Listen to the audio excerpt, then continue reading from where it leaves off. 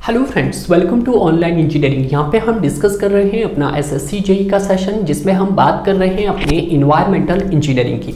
Environmental engineering के previous lectures में हमने जो कवर किया था उसमें हमने water demand, sources and convenience के ऊपर कुछ क्वेश्चंस को कवर किया था, जिनको हमने बिल्कुल डिटेल एंड कंसेप्ट वाइज समझने की कोशिश की थी। जितने भी रिमेनिंग क्वेश्चंस रह गए थे उसको हम इस पार्ट में कवर करने की कोशिश करेंगे डियर। हमारा टारगेट बिल्कुल उसी तरह से होगा जैसे हम प्रीवियस क्वेश्चन को सॉल्व करते आ रहे हैं। क्वेश्चन को बिल्कुल डिटेल वाइज कवर करेंगे और विद कंसेप्ट वाइज कवर करेंगे। क्लियर है? तो अगर अभी तक आपने इसका प्रीवियस पार्ट कवर नहीं किया है तो पहले आप प्रीवियस पार्ट को कवर कीजिएगा। क्लियर है? तो आइए बात करते हैं आज के इस सेशन की। आज के इस सेशन का ये रहा पहला क्वेश्चन आपकी स्क्रीन पर।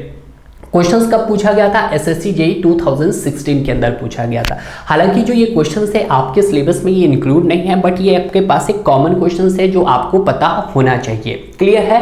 यहाँ पे क्वेश्चंस में क्या पूछा गया है? Which department looks after the executions and maintenance of water supply and sanitary, कि इसमें से कौन सा ऐसा डिपार्टमेंट है जो क्या करता है आपके वाटर सप्लाई और आपके सैनिटरी वर्क का कंस्ट्रक्शन एंड मेंटेनेंस का ध्यान रखता है। क्लियर है? तो इसमें कौन से डिपार्टमेंट आते हैं, आइए अब इनके बारे में जानते हैं। अगर हम बात करते हैं भारत देश में, तो जो भारत देश है ये आपका किसमें बंटा हुआ है? आपके different state and union territories में बंटा है। क्लियर है? तो ऑब्वियसली बात है जो यहाँ पे जो डिपार्टमेंट है उनको भी आपके स्टेट वाइज और आपके सेंट्रल गवर्नमेंट वाइज को डिवाइड किया गया है। क्लियर है? तो अगर हम बात करते हैं डिपार्टमेंट की, तो यहाँ पे मेनली दो तरह के डिपार्टमेंट होते हैं, जिसमें हम पहले बात करते हैं आपके स्टेट डिपार्टमेंट की और दूसरी बात करेंगे हम आपके सेंट्रल गवर्नमेंट डिपार्टमेंट की। तो यहाँ पे हमने कुछ यही मेंशन करने की कोशिश की है कि सर डिपार्टमेंट कितने टाइप्स के होते हैं। तो डिपार्टमेंट हमारे पास मेनली दो टाइप्स के डिपार्टमेंट होते हैं। बड़े ध्यान से लिखिएगा क्योंकि यहाँ से आपके पास मल्टीपल ऑफ क्वेश्चंस पूछे जा सकते हैं।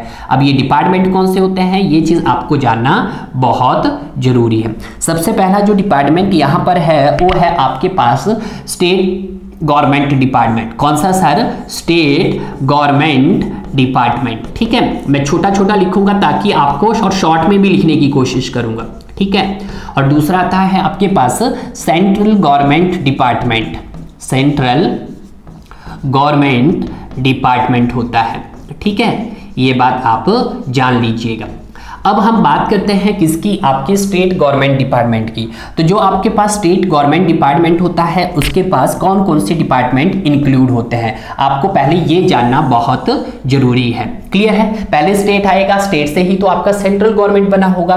तो स्टेट में जो आपके पास डिपार्टमेंट आते हैं उनके हम डिस्कशंस करते हैं कौन कौन से डिपार्टमेंट होते हैं, क्योंकि हो सकता है अपकमिंग एग्जाम में यहाँ से क्वेश्चंस भी पूछा जा सकता है। इसमें अगर हम बात करते हैं आपके स्टेट गवर्नमेंट डिपार्टमेंट की, जिसका हेड ऑफ इंचार्ज किसके पास होता है? आपके मुख्यमंत्री के पास और वहां के गवर्नर के पास होता है। क्लियर है? उसी तरह से हम सेंट्रल गवर्नमेंट डिपार्टमेंट की बात करते हैं तो सेंटर का जो डिपार्टमेंट हो किसके अंडर होता है? आपके मिनिस्टर के अंदर होता है, यानी कि प्राइम मिनिस्टर के अंदर और आपके प्रेसिडेंट के अंदर आते हैं। क्लियर है? अगर हम बात करते हैं स्टेट गवर्नमेंट डिपार्टमेंट की, तो स्टेट गवर्नमेंट डिपार्टमेंट में सबसे पहला जो डिपार्टमेंट आता है आपके पास वो पब्लिक वर्क डिपार्टमेंट होता है। तो ऐसा नहीं कि मैंने कह दिया है कि ये सिर्फ स्टेट के मुख्यमंत्री जी ही इसको हैंडल करेंगे और गवर्नर साहब ही हैंडल करेंगे। डिपार्टमेंट का भी अलग से एक मंत्री होता है। जैसे आपका पीडब्ल्यूडी मिनिस्टर होगा आपके पास, आईपीएच मिनिस्टर होंगे आपके पास, अलग अलग उसी तरह से। क्लियर है?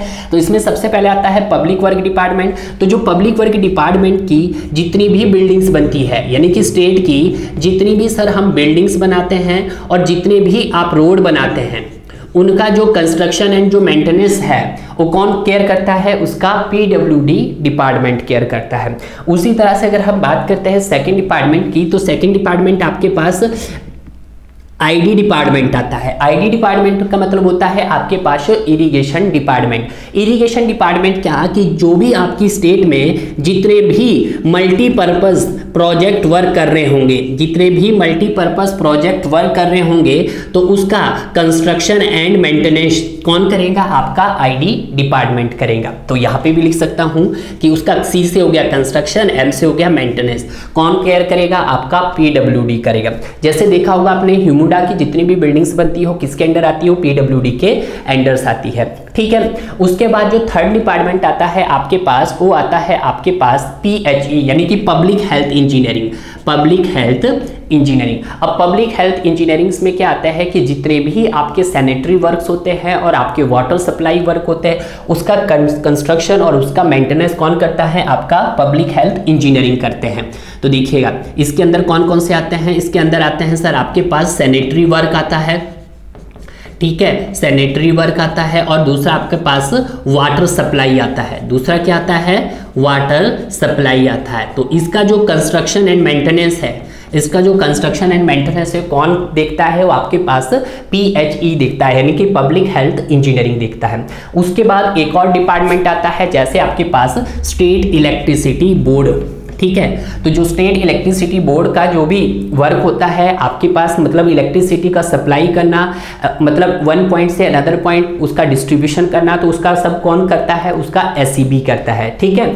उसके बाद आता है आपके पास लास्ट डिपार्टमेंट, और लास्ट डिपार्टमेंट कौन सा आता है आपके पास, social welfare department, SWD, social welfare department. तो इसके अंदर आ सकता है आपके पास सप्लाई ऑफ इलेक्ट्रिसिटी, तो यहाँ पे लिख देते हैं हम सप्लाई ऑफ इलेक्ट्रिसिटी को मैं E लिखता हूँ, ठीक है। तो किसके अंदर आता है आपके पास, स्टेट इलेक्ट्रिसिटी बोर्ड के अंदर आता है, ठीक है। सोशल वेलफेयर डिपार्टमेंट के कि जितने भी आपके पास जो वेलफेयर प्रोग्राम्स होते हैं वो किसके अंदर आते हैं, आपके सोशल वेलफेयर डिपार्टमेंट के अंदर आते हैं, वेलफेयर प्रोग्राम, ठीक है। ये चीज आपको ध्यान रखनी है। अब यहाँ पे जो आपके पास डिपार्टमेंट दिए थे पब्लिक वर्क्स डिपार्टमेंट, तो पब्लिक वर्क डिपार्टमेंट में बिल्डिंग और रोड आता है, तो बिल्डिंग और रोड की जो कंस्ट्रक्शन और मेंटेनेंस करता है वो कौन करता है, पब्लिक वर्क। नहीं, तो ये तो नहीं होगा सर। दूसरा बोला सोशल वेलफेयर डिपार्टमेंट, तो सोशल वेलफेयर डिपार्टमेंट में सिर्फ वेलफेयर प्रोग्राम से रिलेटेड होता है, तो सर ये भी नहीं आता है।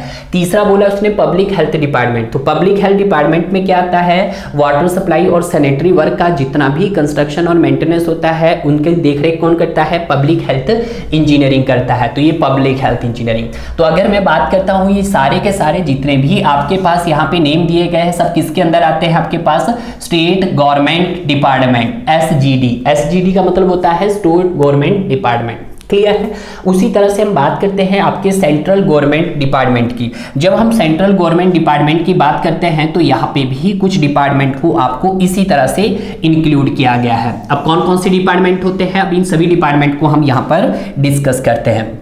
देखिएगा जिस तरह से आपके स्टेट के अंदर PWD होता है उसी तरह से आपके सेंटर में CPWD होता है। क्या होता है, CPWD। तो अगर आप रिलेट करके पढ़ोगे तो आपको चीजें जल्दी लर्न हो जाएगी।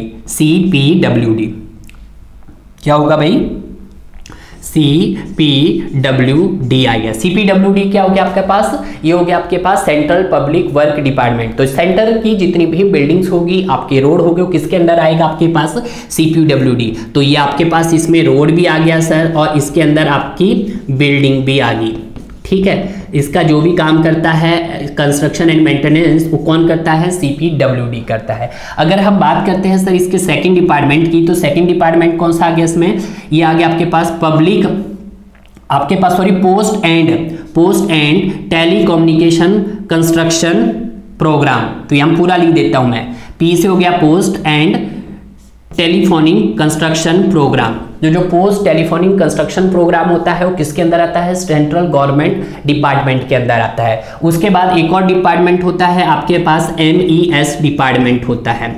MES होता है मिलिट्री इंजीनियरिंग सर्विसेज डिपार्टमेंट। एक और डिपार्टमेंट होता है आपके पास national NTPC, national thermal power corporation, NTPC। और एक और डिपार्टमेंट होता है आपके पास दैट इज NHPC और NTPC। NHPC क्या है, ये नेशनल हाइड्रो पावर कॉर्पोरेशंस है आपके पास, PC एंड NHPC। और लास्ट में क्या है आपके पास, इंडियन रेलवे हो गया। लास्ट क्या हो गया हमारे पास, इंडियन रेलवे हो गया, क्लियर है। अब देखिएगा जो आपके पास ये post and telephonic construction programme है, तो इसके अंदर क्या आता है कि इसके अंदर जितने भी आपके पास जितने भी पोस्ट टेलीफोनिक डिपार्टमेंट है उसका कंस्ट्रक्शन और मेंटेनेंस किसके अंदर आता है, PTCP के अंदर आता है। उसके बाद MES होता है मिलिट्री इंजीनियरिंग सर्विस, यानी कि जितने भी आपके मिलिट्री के कार्य किए जाते हैं, उनकी बिल्डिंग बनती है, जितना भी आर्मीज एरिया होता है किसके अंडर आता है, MES के अंदर आता है। उसके बाद बात करते हैं NTPC। NTPC किससे रिलेटेड है, ये आपके थर्मल पावर स्टेशन से रिलेटेड है। थर्मल पावर स्टेशन में जितना भी कंस्ट्रक्शन और मेंटेनेंस होता है किससे रिलेटेड आता है, आपका NTPC से रिलेटेड होता है, ठीक है। उसके बाद आता है NHPC। NHPC मतलब पावर कॉर्पोरेशन। जो पावर कॉर्पोरेशन की जितनी भी कंस्ट्रक्शन और मेंटेनेंस वो किसके अंडर आती है, वो NHPC के अंडर आती है। उसके बाद आता है Indian railway. Indian railway it is the part of central government department. इसके अंदर क्या आता है, इसके अंदर जो जितनी भी इंडियन रेलवे के क्राइटेरिया में बिल्डिंग भी हो सकती है, ब्रिज भी हो सकता है, टनल भी हो सकता है, कलवर्ट भी हो सकता है, वाटर सप्लाई भी हो सकता है, सैनिटरी वर्क भी हो सकता है आपके पास, और परमानेंट वे भी हो सकता है, वो सब किसके अंडर आता है, वो आपके इंडियन रेलवे के अंडर आता है। क्लियर है। तो इस तरह से जितने भी टाइप्स के थे और जितने मैंने पॉइंट्स बताए और जो मैंने लिखे नहीं है आप उसको ऐड भी कर सकते हो। क्लियर है, वेरी वेरी इंपॉर्टेंट है। हो सकता है ये क्वेश्चंस आपके इंटरव्यू पर्पज से भी काफी इंपॉर्टेंट बन सकता है। क्लियर है। तो आइए बात करते हैं नेक्स्ट क्वेश्चंस की। नेक्स्ट क्वेश्चंस में क्या पूछा गया है, क्वेश्चंस को ध्यान से पढ़िएगा। On the peak hourly demand, आपको क्या निकालना है, peak hourly demand, what is the maximum daily consumptions for the city which have average daily consumptions of 1 lakh. एक मतलब आपके पास कितनी टोटल कंजप्शन दे दी है, 1 लाख की कंजप्शंस दे दी गई है। तो यहाँ पर मैंने आपके पास वेरियस टाइप्स के क्या बताए थे, वेरिएशन बताए थे, यानी कि टाइप्स ऑफ वेरिएशंस हमने डिस्कस किया था। प्रीवियस में भी बताया था कि सर ये आपके पास मैक्सिमम हावरली वेरिएशंस भी हो सकता है, MHV भी लिख सकता हूं, और इसी को मैं MHD भी लिख सकता हूं, यानी कि मैक्सिमम हावरली डिमांड। ठीक है, वेरिएशन का हो या डिमांड का। उसके बाद आपके पास क्या हो सकता है, मैक्सिमम हावरली डिमांड के बाद ये आपके पास डेली डिमांड भी हो सकता है, यानी कि मैक्सिमम डेली वेरिएशन भी हो सकता है, और इसको मैं MDD भी बोल सकता हूँ। तीसरा आपके पास मैक्सिमम डे के बाद क्या आ सकता है, वीकली वेरिएशन भी हो सकता है, और इसको मैं मैक्सिमम वीकली डिमांड भी कह सकता हूँ। वीकली के बाद आपके पास मंथली भी हो सकता है, मैक्सिमम मंथली वेरिएशन भी हो सकता है, या फिर मैं कह सकता हूँ मैक्सिमम मंथली डिमांड भी कह सकते हैं। क्लियर है। तो आज जो आपसे जो क्वेश्चंस पूछा गया हो, कौन सा क्वेश्चंस पूछा गया है, मैक्सिमम हावरली डिमांड का पूछा गया है। क्लियर है। तो देखिएगा, जब हम बात करते हैं मैक्सिमम हावरली डिमांड की, ठीक है, तो मैक्सिमम हावरली डिमांड को मैं पूरा लिख रहा हूं, ठीक है, क्योंकि आपको कंफ्यूजन ना हो, जिसको हम क्या कह सकते हैं, MHD। तो ये क्या होता है आपके पास, तो ये होता है आपके पास 2.7 इंटू, मैं पूरा लिख रहा हूं, into annual average hourly demand. ठीक है, तो यहाँ पर आपके पास 2.7 into annual average hourly demand कितनी है आपके पास, 1 लाख है। तो जब आप यहाँ पे 1 लाख काउंट करोगे तो यहाँ पर एक 10 आ जाएगा, एक आपका माइनस हो जाएगा, तो आपके पास कितना आ जाएगा, 1 2 3 4, तो ये आ जाएगा आपके पास। तो यहाँ पर आपके पास 1/4 भी नहीं रहेगा, 2 लाख भी नहीं रहेगा आपके पास, ये भी नहीं रहेगा, तो आपके पास क्या हो जाएगा, डी आपका राइट आंसर हो जाएगा। अब देखिएगा ये सर कैसे हुआ है। आप सभी जानते हैं कि जो आपके पास मैक्सिमम हावरली डिमांड होता है वो क्या होता है आपके पास, वो होता है आपके पास 1.5 इंटू एनुअल एवरेज डिमांड होता है, या ठीक है, या आप लिख सकते हैं एनुअल हावरली डिमांड लिख सकते हैं। ठीक है, एनुअल हावरली डिमांड। अगर मैं बात करता हूं एनुअल हावरली डिमांड को कैलकुलेट करना चाहूं तो ये हो जाएगा आपके पास मैक्सिमम डेली डिमांड। डेली को करने के लिए, डे को कन्वर्ट करने के लिए इसको 24 से क्या करना पड़ेगा, डिवाइड करना पड़ेगा। क्लियर है। अब आप सभी जानते हैं कि जो मैक्सिमम डेली डिमांड होता है वो क्या होता है, 1.5 इंटू 1.8 कुछ यही होता है आपके पास, तो आ जाएगा डिवाइड बाय 24। अब इसको मुझे 24 को किस में कन्वर्ट करना है, हार में कन्वर्ट करने के लिए मुझे क्या करना पड़ेगा, इसको 24 से करना पड़ेगा। तो यहाँ से जब मैं काटूंगा तो ये क्या आ जाएगा, 2.7 एनुअल एवरेज हावरली डिमांड के इक्वल आ जाएगा। तो यहाँ से जो मेरे पास आएगा maximum hourly demand is equal to 2.7 annual average hourly demand आ जाएगा। क्लियर है। तो यहाँ से जो मेरा आंसर आएगा आपके पास वो डी आएगा। क्लियर है। अगर मैं इसके वेरिएशन फैक्टर के बताना चाहूँ तो मैक्सिमम हावरली का जो वेरिएशन फैक्टर होता है वो आपके पास 1.5 होता है। अगर मैं डेली का देखना चाहूँ तो डेली का सर 1.8 होता है। अगर मैं वीकली का देखना चाहूँ तो सर मेरे पास आपके पास 1.48 होता है। मंथली का देखना चाहूँ तो मेरे पास 1.28 होता है। क्लियर है। This is the variation factor. But इस वेरिएशन फैक्टर को मैंने किस में कन्वर्ट कर दिया है, 1.5 को एनुअल एवरेज हावरली डिमांड में कन्वर्ट कर दिया है। क्लियर है। तो आपको ये वाला रिलेशंस भी याद रखना है। क्लियर है। अगर वो फैक्टर बोलेगा तो फैक्टर तो आपके पास 1.5 ही आएगा, बट विद रिस्पेक्ट टू बोलेगा एनुअल लेवल हावरली डिमांड के रिस्पेक्ट में तो आपका फैक्टर हो जाएगा 2.7 हो जाएगा। क्लियर है। तो इसका जो D is the right answer. अब यहां पर बात करते हैं हम अपने नेक्स्ट क्वेश्चन की। नेक्स्ट क्वेश्चन क्या कह रहा है, क्वेश्चन को ध्यान से पढ़िएगा कि for which of the flowing distribution means is design. किसकी बात कर रहा है, डिस्ट्रीब्यूशन मीन्स की। तो इस तरह का क्वेश्चन भी हमने प्रीवियस में कवर कर दिया है, यानी कि जितने भी आपके पास वाटर सप्लाई के यूनिट्स थे उनको सभी को हमने बहुत अच्छे से कवर कर लिया है। तो यहाँ पे जो बात की जा रही है आपके पास, वो किसकी बात की जा रही है, आज बात की जा रही है आपके पास डिस्ट्रीब्यूशन मीन्स की। किसकी बात की जा रही है, डिस्ट्रीब्यूशन मीन्स की बात की जा रही है। और याद रखना जो डिस्ट्रीब्यूशन मीन्स है इसको जो डिजाइन किया जाता है, किसके लिए डिजाइन किया जाता है, ये क्वेश्चंस बहुत बारी पूछा गया है। Design for total water demand के लिए। किसके लिए, टोटल वाटर डिमांड के लिए इसको डिजाइन किया जाता है। ठीक है, पहला क्वेश्चन तो यही बन गया है आपके पास, दैट इज TWD। अब जो TWD होता है ये ग्रेटर होता है। ये क्या होता है आपका, ग्रेटर होता है। किस का ग्रेटर होता है, या मैक्सिमम लिख लो आपका। TWD मतलब टोटल वाटर डिमांड ग्रेटर होता है आपका मैक्सिमम हावरली डिमांड का और आपके कोइंसिडेंट ड्राफ्ट का। कोइंसिडेंट ड्राफ्ट का, किसका, कोइंसिडेंट ड्राफ्ट का। अब यहाँ पे स्टूडेंट का और एक और डाउट कि सर ये ड्राफ्ट क्या होता है। ड्राफ्ट भी एक टाइप्स की डिमांड ही होती है। ठीक है, अब जब हम यहाँ पे कोइंसिडेंट ड्राफ्ट बोलते हैं तो कोइंसिडेंट ड्राफ्ट क्या होता है, it is the summation of maximum daily demand plus आपके पास फायर डिमांड होता है। क्लियर है। तो यहाँ पे कंसेप्ट बहुत ज्यादा स्ट्रॉन्ग होना चाहिए आपका, तभी आप इस तरह के क्वेश्चन को सॉल्व कर सकते हैं। यानी कि जो डिस्ट्रीब्यूशन मीन्स होता है वो किसके लिए डिजाइन किया जाता है सर, टोटल वाटर डिमांड के लिए डिजाइन किया जाता है। टोटल वाटर डिमांड क्या होता है, greater of maximum hourly demand होता है एंड आपका कोइंसिडेंट ड्राफ्ट होता है। ड्राफ्ट भी क्या है, it is a type of demand ही है। ठीक है, जो क्या होता है, summation of maximum daily demand plus fire demand. Clear है। दूसरा क्वेश्चन कि जो डिस्ट्रीब्यूशन मीन्स होते हैं कितने सालों के लिए डिजाइन किए जाते हैं, ये आपके 30 ईयर्स के लिए डिजाइन किए जाते हैं। क्लियर है। तो इस तरह से देखिएगा, एवरेज डेली के लिए तो कभी भी डिजाइन नहीं किया जाता है। दूसरा आपके एनुअल पीक के लिए, हाँ एनुअल पीक बोला नहीं, एनुअल पीक नहीं होगा। अगर दूसरा बोला मंथली पीक, नहीं सर, दूसरा बोला monthly hourly demand on the maximum of the day. हाँ वो हावरली पे बात करता है, वो आपका डे का मतलब एक दिन का जो मैक्सिमम हार होगा वो भी हो सकता है और एक मंथ का जो आपका पीक हार्स हो सकता है वो भी हो सकता है। तो आप किसके लिए डिजाइन करोगे, तो यहाँ पे जो मोस्ट अप्रोप्रिएट आंसर दिखने को मिलेगा वो आपके पास डी मिलेगा। क्लियर है। और अगर इसका जो पूरा कंसेप्ट है वो ये है। क्लियर है। तो ये बात आपको ध्यान रखना है। तो इसका राइट आंसर क्या हो गया आपके पास, डी इसका राइट आंसर हो गया है।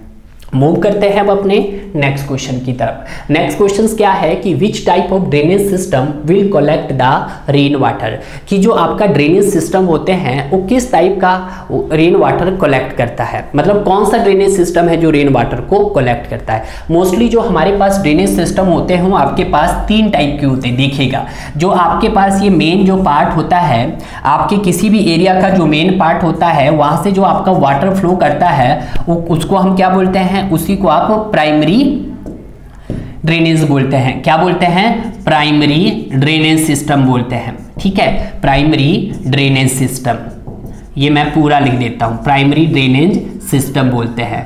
और यही वो सिस्टम है जो आपके क्या करता है, रेन वाटर्स को कलेक्ट करता है। किसको कलेक्ट करता है, रेन वाटर को कलेक्ट करता है। और इसमें क्या होता है आपका, large area is include, large area क्या होता है यहाँ पर, इंक्लूडेड होता है। क्लियर है। अब जो आपके पास ये लार्ज एरिया होता है इसके साथ कुछ सब मेन्स भी कनेक्टेड होते हैं। देखिएगा, ये आपके पास मेन एरिया था, मेन एरिया से कुछ सब मेन एरियाज कनेक्ट थे और सब मेन से कुछ आपके पास और कुछ लेटरल पार्ट्स आपका कनेक्टेड था। ठीक है, तो उस पार्ट्स को जो कनेक्ट करेगा उसको क्या बोलेंगे हम, उस पार्ट को आपका सेकेंडरी ड्रेनेज सिस्टम बोलेंगे। उसको क्या बोलेंगे हम, that is non as secondary drainage system. Secondary drainage system बोलेंगे आप। कौन सा सिस्टम बोलेंगे, secondary drainage system. Sir secondary drainage system में क्या होता है, सेकेंडरी ड्रेनेज सिस्टम में क्या होता है कि ये एक नेटवर्क है, network of the small drain it is the network of small drain का नेटवर्क है। बट अगर हम बात करते हैं प्राइमरी ड्रेन, तो इट इज द जो नेटवर्क है ये लार्ज पाइपलाइंस का, यह पूरा एरिया का एक नेटवर्क होगा। क्लियर है। उसी तरह से यहाँ पर इसका जो थर्ड पार्ट जो कनेक्ट होता है वो आपके पास क्या रहता है, वो आपका डिस्ट्रीब्यूशन, सॉरी नॉट डिस्ट्रीब्यूशन, ये आपका टर्शरी रहता है। ठीक है, कौन सा रहता है, टर्शरी, देखिएगा ये, तो इसी को हम बोलते हैं that is tertiary drainage system. कौन सा सिस्टम, टर्शरी ड्रेनेज सिस्टम बोलते हैं, टर्शरी ड्रेनेज सिस्टम बोलते हैं। तो यहाँ पर आपको ड्रेनेज सिस्टम मालूम हुआ, पहला होता है आपके पास प्राइमरी ड्रेनेज सिस्टम, दूसरा होता है सेकेंडरी ड्रेनेज सिस्टम, तीसरा होता है tertiary drainage system. Tertiary drainage system क्या काम करती है, ये वाटर्स को कलेक्ट करती है और डिलीवर करती है from one or more outfall point of the secondary drainage system. तो ये भी यहाँ पर अब इसका फंक्शन लिखना चाहो तो लिख सकते हो। ये क्या करती है सर, ये वाटर को कलेक्ट करती है, water collected and delivered from one or more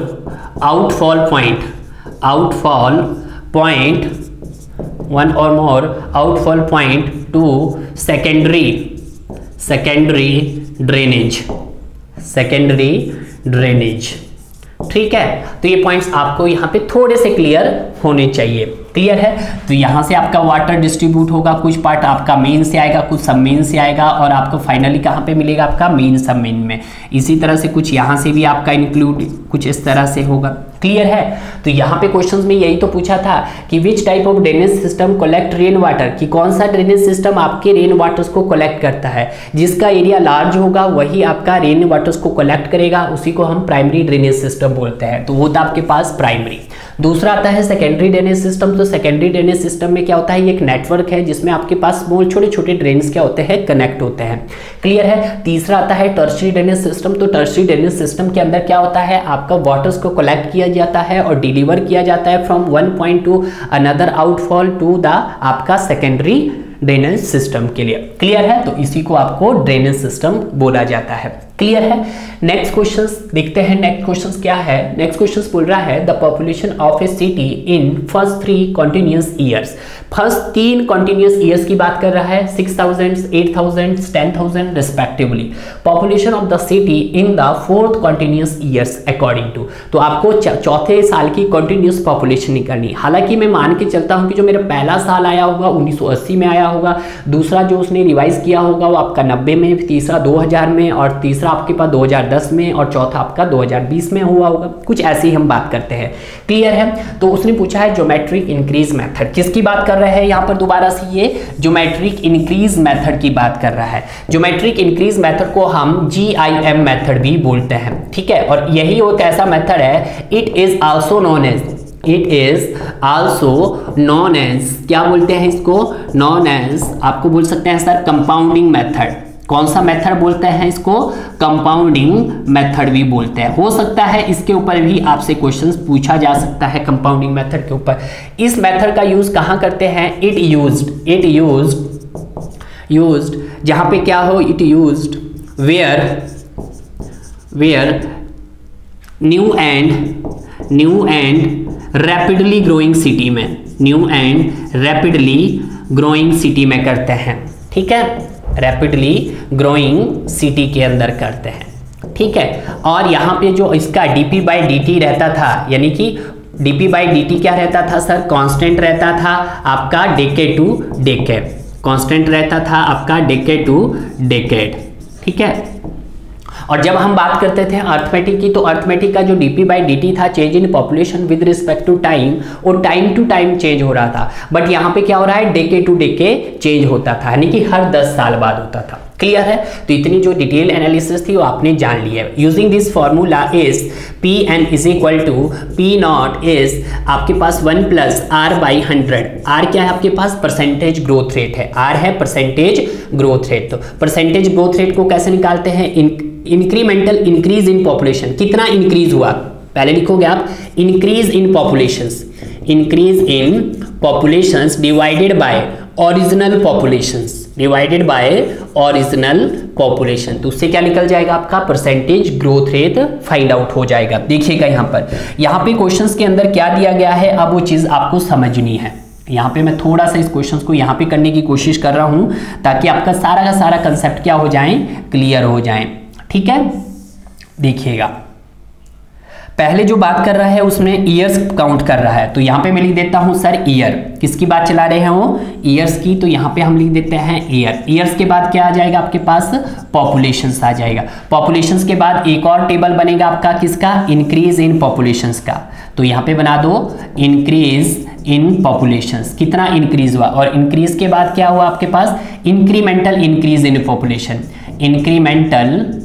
incremental increase in populations, जिसको आप परसेंटेज ग्रोथ रेट्स भी बोल सकते हैं। ठीक है, आर आप यहां से निकालोगे। ईयर्स, फर्स्ट ईयर में जो पॉपुलेशन थी आपके पास वो कितनी थी, आपके पास 6000 पॉपुलेशन थी, तो यहाँ पे 6000 लिख देते हैं। ठीक है, फर्स्ट ईयर में। अगर मैं सेकंड ईयर की बात करता हूं तो सेकंड ईयर में कितनी थी आपकी पॉपुलेशन, वो 8000 हो गई है। अगर मैं बात करता हूं सर तीसरे ईयर में, तो तीसरे ईयर में आपकी पॉपुलेशन कितनी हो गई है, 10000 हो गई है। ठीक है, आपसे क्या पूछा गया है, आपसे पूछा गया है फोर्थ ईयर कि आपको फोर्थ ईयर की पॉपुलेशंस को फाइंड आउट करना है। तो देखिएगा कितना इंक्रीज हुआ, 6 और 8 में कितना इंक्रीज होगा आपके पास, 2000। 8 और 10 में कितना इंक्रीमेंटल हुआ सर आपका, 2000 हुआ। आपको क्या निकालना है, परसेंटेज ग्रोथ रेट। तो परसेंटेज ग्रोथ रेट कैसे निकलेगा आपके पास, इंक्रीज इन पॉपुलेशन 2000, इसको मैं x से रिप्रेजेंट करता हूं, तो इसको ये x1 हो गया मेरे पास, ये x2 हो गया। ठीक है, तो और आपके पास कितना इंक्रीज हुआ, 2000 का इंक्रीमेंटल हुआ, तो 2000 डिवाइडेड बाय ओरिजिनल कितना है, 6000 है, तो 6000 कीजिएगा, यहां से कैंसिल हो जाएगा, आपके पास 33.33 आ जाएगा, 1/3 मतलब 33.33। उसी तरह से जब हम बात करते हैं x2 के लिए, तो x2 के लिए आपके पास कितना इंक्रीमेंटल हुआ था, आपके पास सर अगेन 2000 इंक्रीमेंटल हुआ, कितना ओरिजिनल है, 2000 के लिए 8000 है, तो आप ये 8000 कीजिएगा, यहाँ पे ये कैंसिल हो गया, यहाँ पे 1/4 आ गया, तो 1/4 आपके पास कितना आ जाएगा, यहाँ पे 25% आ जाएगा। ठीक है, मैंने परसेंटेज में ही डायरेक्ट क्या कर दिया है, कैलकुलेट कर दिया है। क्लियर है, तो आपके पास क्या निकल गया यहाँ पर, परसेंटेज ग्रोथ रेट भी आपने फाइंड आउट कर लिया है। क्लियर है, तो जब हम r यहाँ पे फाइंड आउट करेंगे परसेंटेज ग्रोथ रेट, तो n की power is r1 into r2 करेंगे, तो इसको जब सॉल्व करेंगे तो n कितना, एक ही है, r1 कितना है आपके पास 33.33 इंटू 25। क्लियर है, तो इसका आप रूट इजीली निकाल सकते हैं। तो देखिएगा मैं कैलसी से कर रहा हूं, तो यहाँ पे 33.33 इंटू 25 रूट करेंगे आप, तो कितना रहेगा पे 28.86 आ जाएगा, 28.86 आ जाएगा। क्लियर है, आप कहो तो एज ए परसेंटेज में फाइंड आउट करना चाहो तो r/100 आ जाएगा, तो इसको डिवाइड बाय 100 कर दीजिएगा, तो आपके पास 0.28 समथिंग आ जाएगा। क्लियर है, अब आपको फोर्थ के लिए निकालना है, तो इसी फॉर्मूले को आपको निकालना है सर फोर्थ के लिए, तो यहाँ पे 4 हो गया, तो आपको p थर्ड पता होना चाहिए, इज 1 + r/100 की पावर n पता होना चाहिए, तो यहाँ पे मैं n ले लेता हूँ। p4 p3 कितना था आपके पास सर, 10000 था, तो यहाँ पे 10000 हो गया है। 1 + r कितना था सर, 28.86 था, डिवाइडेड बाय 100 था, n कितना था सर, 1 था, तो आप सॉल्व कीजिएगा, +1 कीजिएगा, इंटू 10,000 कीजिएगा, तो आपके पास कितना आ रहा है, यहाँ पे आ रहा है 128.607, कुछ यही आ रहा है आपके पास 12,886.60, तो 11,000 नहीं हो सकता है, 12,000 भी नहीं हो सकता है, 14,000 भी नहीं हो सकता है, तो नियर अबाउट जो आंसर मिला है मुझे वो पास क्या मिला है आपका, सी आंसर मिल गया है। ये जो मैंने थ्योरी पार्ट्स लिखा है ये भी आपके लिए काफी इंपॉर्टेंट है। और ज्योमेट्रिक इंक्रीज मेथड जो हमें वैल्यू किस तरह देता है, ज्योमेट्रिक इंक्रीज की जो वैल्यू होती है वो मोर देन होती है आपके पास अरिथमेटिक इंक्रीज मेथड की। ये हमें कैसी वैल्यू देता है, ये सर हमें लेसर वैल्यू देता है। अगर ये हमें GIM की बात करते हैं तो सिर्फ हमें कैसी वैल्यू देता है, इसके कंपेयर में हायर वैल्यू देता है। क्लियर है, ये पॉइंट्स भी आप नोट डाउन कर लीजिएगा। अगर यहाँ पर बात करते हैं हम अपने नेक्स्ट क्वेश्चंस की, which of the flowing method is used forecast the population in old and very large city. Clear है, ओल्ड के लिए बात कर रहा है और लार्ज के लिए बात कर रहा है, तो मैंने आपको पहले भी बताया था, देखिएगा ध्यान से, सारे पॉइंट्स क्लियर हो जाएंगे आपके पास। AIM हमने पहला मेथड करा, दूसरा मेथड हमने GIM करा जो इंपॉर्टेंट है, और तीसरा मेथड आपने इंक्रीमेंटल इंक्रीज मेथड किया। अगर मैं बात करता हूं इसकी इन दो मेथड की, तो ये दोनों मेथड किस पे बेस्ड है, आपके एजम्पशंस पे बेस्ड है, बट आपके पास इंक्रीमेंटल इंक्रीज मेथड ये एजम्पशंस पे बेस्ड नहीं है। क्लियर है? तो ये बात ध्यान रखना है कि it is based upon assumptions. तो सबसे पहला है जो अर्थमेटिक इंक्रीज मेथड है, इसको हम अर्थमेटिक मीन मेथड्स भी बोल सकते हैं, अर्थमेटिक मीन प्रोग्रेशन मेथड भी बोल सकते हैं। ज्योमेट्रिक इंक्रीज मेथड को हम कंपाउंडिंग मेथड भी बोल सकते हैं और ज्योमेट्रिक प्रोग्रेशन मेथड भी बोल सकते हैं। क्लियर है? देखिएगा पहली एजम्पशंस क्या थी सर यहाँ पर कि जो dp/dt होगा वो क्या होगा, कांस्टेंट होगा। वो क्या होगा, कांस्टेंट होगा for time to time, for time to time, पूरा लिख देता हूं, for constant time to time रहता है। बट जब हम बात करते हैं GIM में, तो GIM में भी सर dp/dt रहता था, वो आपका क्या रहता था, कांस्टेंट रहता था, कांस्टेंट रहता था, but for decade to decade, decade to decade रहता था। ठीक है, ये बात भी ध्यान रखना है। But it is not based on assumptions, it is not based on assumptions, but ये आपकी एजम्पशंस पे बेस्ड नहीं था, it is not based on assumptions. ठीक है, ये पॉइंट्स क्लियर हुआ आपके पास। उसी तरह से जब हम बात करते थे अर्थमेटिक इंक्रीज मेथड की, तो इसका यूज हम कहाँ करते थे, इसका यूज सर हम ओल्ड एंड डेवलप्ड सिटी में करते थे, ओल्ड एंड डेवलप्ड सिटी में करते थे, डेवलप्ड सिटी में करते थे। जैसे कि हो गया आपका दिल्ली शहर, जैसे कि हो गया आपका दिल्ली शहर। ठीक है, अगर हम बात करते हैं ज्योमेट्रिक इंक्रीज मेथड का, तो इसका यूज कहाँ करते थे हम, new and rapidly growing city में, new and rapidly growing city में हम इसका यूज करते थे, ग्रोइंग सिटी में करते थे। जैसे हो गया आपका चंडीगढ़। ठीक है, तो चंडीगढ़ में हम किसका यूज करते थे, आपका इसका यूज करते थे। उसी तरह से हम बात करते हैं इंक्रीमेंटल इंक्रीज मेथड की, तो इसका यूज हम old and new city, new and old दोनों में कर सकते हैं, न्यू एंड ओल्ड दोनों में कर सकते हैं। क्लियर है? तो आज क्वेश्चंस में क्या पूछा है, old and very large city. तो ओल्ड एंड वेरी लार्ज के लिए आपके लिए कौन सा मेथड रहेगा, ओल्ड एंड लार्ज के लिए सर अर्थमेटिक, बिल्कुल। ठीक है, ज्योमेट्रिक इंक्रीज किसके लिए रहता है, न्यू एंड रैपिडली ग्रोइंग। और जो आपके पास ओल्ड और न्यू दोनों के लिए करना हो, तो उसके लिए आपके पास इंक्रीमेंटल इंक्रीज मेथड है। एक और क्वेश्चन पूछा जाता है, जो अर्थमेटिक इंक्रीज मेथड होता है उससे हमें लेसर वैल्यू मिलती है, कम वैल्यू मिलती है। ठीक है, बट जब हम बात करते हैं इंक्रीमेंटल इंक्रीज मेथड से, तो इससे हमें सबसे ज्यादा हायर वैल्यू मिलती है, इससे क्या मिलती है, हमें हायर वैल्यू मिलती है। बट अगर हम बात करते हैं ज्योमेट्रिक इंक्रीज मेथड से, तो आपके पास किसी वैल्यू मिलती है in between AIG arithmetic increase method and आपकी IIM, इन दोनों के बीच की वैल्यू मिलती है, यानी कि इंटरमीडिएट वैल्यू मिलती है। तो सबसे बेस्ट मेथड कौन सा हुआ आपका, तो सबसे बेस्ट मेथड अगर देखा जाए तो अर्थमेटिक इंक्रीज मेथड आपके पास सबसे बेस्ट मेथड माना जाता है। क्लियर है? तो ये चीज आपको यहाँ पे क्लियर हो गई है, सारे पॉइंट्स शॉर्ट पॉइंट है उसको हमने यहाँ पर नोट डाउन कर लिया है। अब यहाँ पे मूव करते हैं हम अपने नेक्स्ट क्वेश्चन की। नेक्स्ट क्वेश्चन क्या है, which of the flowing represent the value of hourly variation factor. किसकी बात कर रहा है वो, हावर्ली वेरिएशन फैक्टर की, यानी कि वेरिएशन डिमांड की बात कर रहा है। ठीक है, तो देखिएगा यहाँ पर हावर्ली वेरिएशंस की बात कर रहा हूं, तो सबसे पहले मैंने आपको बताया था types of variations, types of variations, चाहे टाइप्स ऑफ वेरिएशंस बोलो इसको या फिर टाइप्स ऑफ डिमांड भी बोल सकते हैं, टाइप्स ऑफ वाटर डिमांड। ठीक है, तो मैं डिमांड या फ्लक्चुएशन ऑफ वाटर डिमांड भी बोल सकते हैं।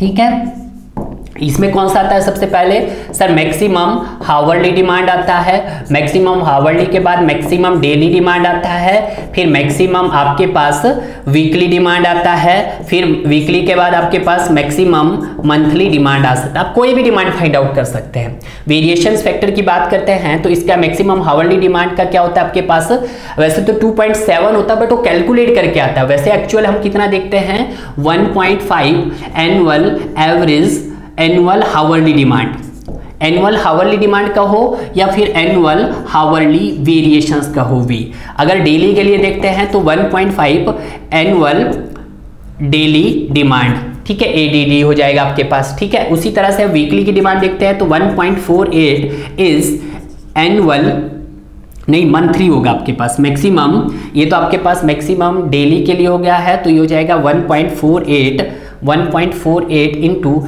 एनुअल वीकली डिमांड या एवरेज वीकली डिमांड बोल दो आप। ठीक है, और यहाँ पे 1.20 एवरेज मंथली डिमांड। क्लियर है, तो यहाँ पे सबके पीक फैक्टर दिए गए हैं। आपको हावर्ली वेरिएशन का पीक फैक्टर दिखाना था, तो हावर्ली का वेरिएशन फैक्टर कितना है, 1.5 है। तो आपका आंसर हो जाएगा यहाँ पर बी, इसका राइट आंसर हो जाएगा। क्लियर है, ये जो वेरिएशंस के जो फैक्टर है ये आइडिया किसने दिया था, गॉडरिच ने दिया था। दिस कंसेप्ट, जो ये कंसेप्ट दिया था, दिस कंसेप्ट गिव्स द गोडरिच ने, किसने दिया था, आपके गोडरिच साहब ने दिया था। और इसी गोडरिच को क्या बोला गया, उसने गॉडरिच फॉर्मूला बोला गया था। गॉडरिच फॉर्मूला क्या था आपके पास, तो ये था P इज इक्वल टू 180, देखिएगा P is equal to 180 into t की पावर 0.1। ठीक है, आपके पास ये क्या था, this is the Goodrich formula. तो यहाँ पर आपके पास ईयर भी दिया गया है और पॉपुलेशन भी दे दी गई है। तो तीसरा कॉलम क्या बनेगा आपके पास, यहाँ पर इंक्रीजिंग पॉपुलेशंस का बनेगा, जिसको मैं यहाँ पर एक्स से रिप्रेजेंट करता हूँ।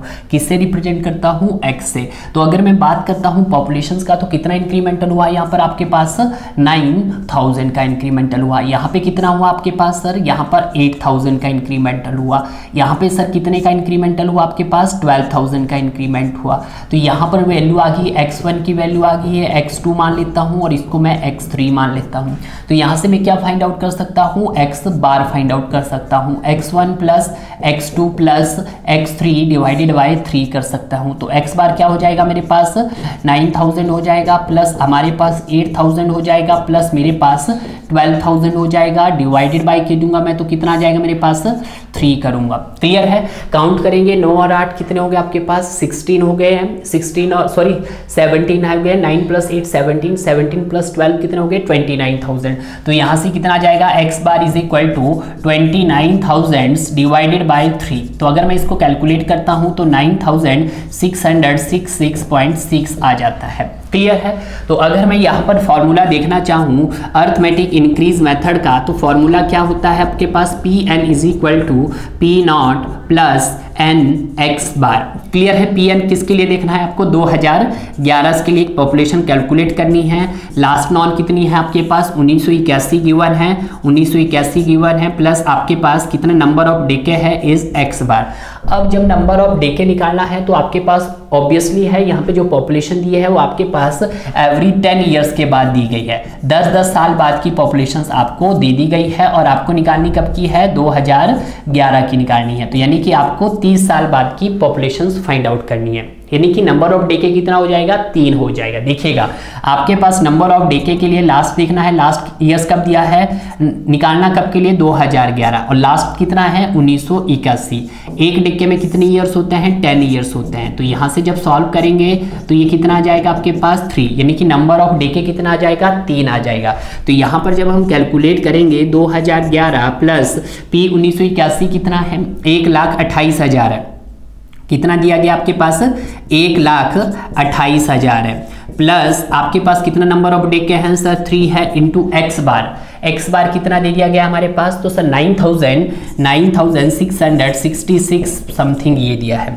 तो आप इसको सॉल्व कर सकते हैं, मल्टीप्लाई बाय 3 कर दीजिएगा, देखिएगा 9666.66 इंटू 3 प्लस कीजिएगा 1,28,000, 1,28,000।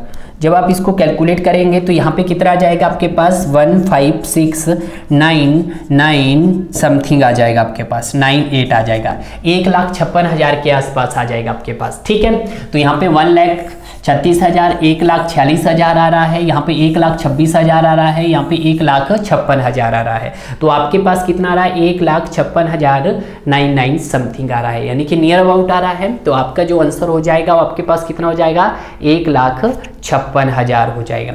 वैसे अगर मैं देखना चाहूँ यहाँ पर इसको दोबारा से इसको कैलकुलेट करके देख लीजिएगा, 9,000 प्लस 8,000 कितना हुआ, 17, प्लस 12,000 किया 29 डिवाइडेड बाय 3 किया, तो यहाँ पे 966। हाँ, तो आपके पास कितना आ रहा है, 1,56,000। तो हमारे पास राइट आंसर क्या हो गया है यहाँ पर, डी इसका राइट आंसर हो गया है। क्लियर है। मूव करते हैं हम अपने नेक्स्ट क्वेश्चंस की। नेक्स्ट और लास्ट क्वेश्चन है, यानी कि आपके वाटर डिमांड का, सोर्सेज का एंड कन्वीनियंस का एसएससी जेईई में जो पूछा गया है, ये आपके पास लास्ट क्वेश्चंस है।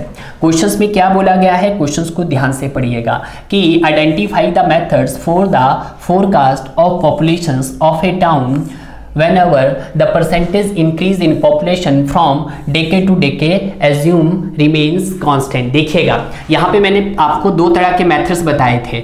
एक मेथड्स बताया था मैंने आपके पास अर्थमेटिक इंक्रीज मेथड, और दूसरा बताया था मैंने आपके पास ज्योमेट्रिक इंक्रीज मेथड। इन दोनों में क्या डिफरेंस है, इन दोनों में जो डिफरेंस है कि सर जो dp/dt रहेगा वो आपका कांस्टेंट रहेगा, यहाँ पे भी जो dp/dt रहेगा वो आपका कांस्टेंट रहेगा। देखिएगा कैसे, यहाँ पे आपके पास x के रिस्पेक्ट में हमारा टाइम आ जाएगा और y के रिस्पेक्ट में आपका पॉपुलेशंस आ जाएगा। कुछ यही था यहाँ पे, और इस कंडीशंस में आपने बोला था कि जब dp/dt क्या हो जाएगा, आपका कांस्टेंट हो जाएगा। बट कांस्टेंट कैसा, टाइम टू टाइम हो जाएगा। बट जब हम बात कर रहे थे इस कंडीशंस में, तो यहाँ पर ये टाइम था आपके पास और यहाँ पर हमारे पास ये पॉपुलेशन था। ठीक है, तो यहाँ पर ये एक्स एक्सिस पे टाइम और ये पॉपुलेशन, यहाँ पे भी जो आपका जो dp/dt हो जाएगा वो क्या हो जाएगा सर, आपका कांस्टेंट हो जाएगा। बट ध्यान रखना वो कैसे होगा, डेकेड टू डेकेड। ठीक है, डेकेड टू डेके हो जाएगा, मतलब हर 10 ईयर्स के बाद वही पॉपुलेशन मतलब आपका कैसा रहने वाला होगा, कांस्टेंट रहने वाला हो। तो उसने आज डेके टू डेके की बात की है। तो ये था आपके पास अर्थमेटिक इंक्रीज मेथड और ये था आपके पास ज्योमेट्रिक इंक्रीज मेथड। तो ये कौन सा मेथड हुआ, क्या लॉजिस्टिक कर्व मेथड हुआ? नहीं सर, लॉजिस्टिक कर्व में जो आपका ग्राफ बनता है कुछ एस शेप का ग्राफ बनता है। कैसे बनता है सर, आपका वो एस शेप का ग्राफ बनता है, और एस शेप में कैसा सर, कुछ इस तरह से बनता है। ठीक है, तो यहाँ पर आपके पास ये टाइम रहता है और ये आपके पास पॉपुलेशन रहती है, तो इसको आप एस कर्व भी बोलते हैं। कौन सा कर्व बोलते हैं, एस कर्व बोलते हैं। और यही वो कर्व है जो आपके पॉपुलेशंस के कर्व को आइडलाइज्ड करता है, यानी कि एनालाइज करता है। और ये जो मॉडल दिया था किसने दिया था, लॉजिस्टिक साहब ने दिया था। कब दिया था, 1824 के अंदर दिया था। क्लियर है, ये बात आप जान लीजिएगा। लॉजिस्टिक कर्व मेथड नहीं सर, ये तो इंक्रीमेंटल इंक्रीज मेथड नहीं सर, ये दोनों ये जो है ये अजम्पशंस पे बेस्ड है। तो ज्योमेट्रिक इंक्रीज में रहता है decade to decade dp/dt constant, but time to time रहेगा तो आपके पास अर्थमेटिक। तो यहाँ पे जो राइट आंसर हो जाएगा आपके पास उसी इसका राइट आंसर हो जाएगा। क्लियर है। तो जितने भी क्वेश्चंस है और जितनी इनकी डिटेल्स है आप भी इस डिटेल को बहुत अच्छे से लर्न कीजिएगा डियर। क्लियर है। मिलते हैं हम अपने एक और नए सेशन के साथ जहाँ पर हम बात करेंगे आगे के पार्ट के कुछ क्वेश्चंस की।